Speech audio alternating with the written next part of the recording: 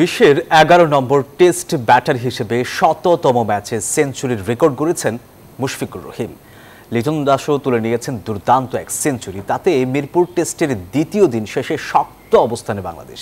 টাইগারদের প্রথম ইনিংস থামে ৪৭৬ রানে, আর এর জবাবে ৯৮ রান তুলতে ৫ উইকেট হারায় আয়ারল্যান্ড। ৩৭৮ রানে পিছিয়ে থাকা সফরকারীদের সামনে এখন ফলো অনের শঙ্কা। সকাল ৯:৩০, ১৭ কোটি মানুষের চোখ মিরপুর টেস্টে। কারণটা সবারই জানা, ৯৯ রানে অপরাজিত থাকা মুশফিকুর রহিম আর ১ রান পেলেই গড়বেন নতুন ইতিহাস। সেই ইতিহাস মুশি ঠিকই গড়লেন, কিন্তু ইনিংস লম্বা করতে পারেননি।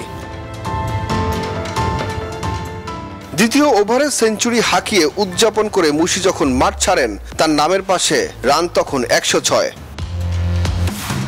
যুক্তরাষ্ট্রের ১ নম্বর জিম চেইন গোল্ড জিম এখন আবারও বাংলাদেশে। বসুন্ধরা আবাসিক এলাকা ও বসুন্ধরা সিটি শপিং মলে।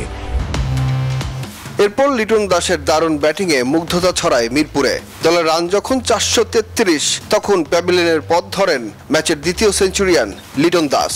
তার খানিক আগেই ৪৭ রানে আউট হন মিরাজ।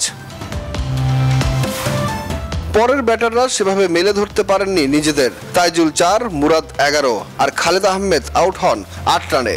ইবাদত অপরাজিত থাকেন ১৮ রান করে। বাংলাদেশ অল আউট হয় ৪৭৬ রানে। জবাবে ব্যাটিংয়ে নেমে শুরুটা বেশ ভালোই হয়েছিল আইরিশদের। দুই ওপেনারের ৪১ রানের জুটি ভাঙেন খালেদ। স্টার্লিং আউট হন ব্যক্তিগত ২৭ রানে।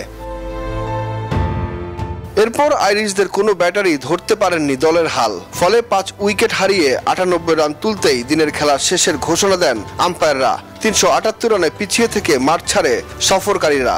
তাদের সামনে এখন ফলো অনের শঙ্কা।